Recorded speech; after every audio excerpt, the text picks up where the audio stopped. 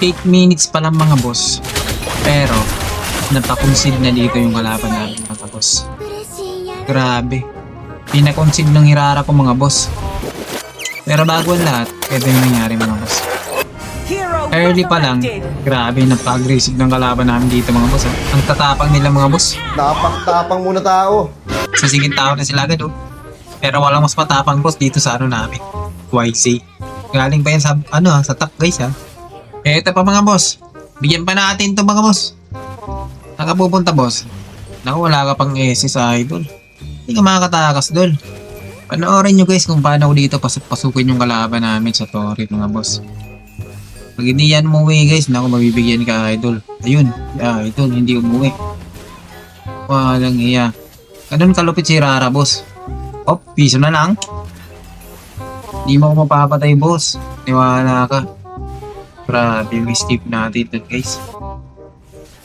Si Rara lang nakakagawa nun mga boss, promise. Kaya napakadahin nitong hero na to. Kaya madalas siya maban guys. Kaya pag na-open to, wag nyong papalagpasin na hindi nyo ito magamit mga boss. Pero, nasa gumagamit pa rin yan naman syempre. Kaya kilala nyo naman ako. Pinanganak na ako malakas mga boss. Yabang mo! Joke lang syempre. Dapat tambo lang tayo palagi mga boss. Dito nga guys, may turtle na. Mga magkukutis yung kalaban. Naku, naisisan tayo. Pero andyan yung YC guys.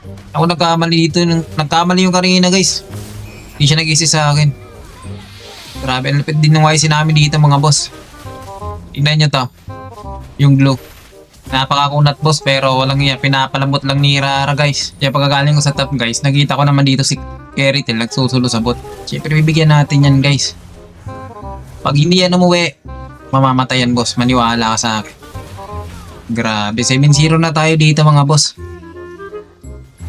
Ako may respo. Idol. Sige, sisan mo ako boss. Walang iyan. Ako ang sakto natin guys. Grabe. Naku, mukhang magiging Hirarami na ako mga boss.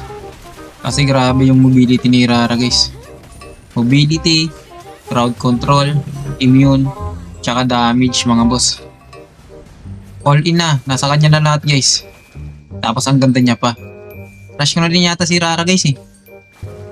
Tapos ang dami ko pang napapanood ng mga video ni Rara guys. Yung sumasayaw-sayaw. Nako.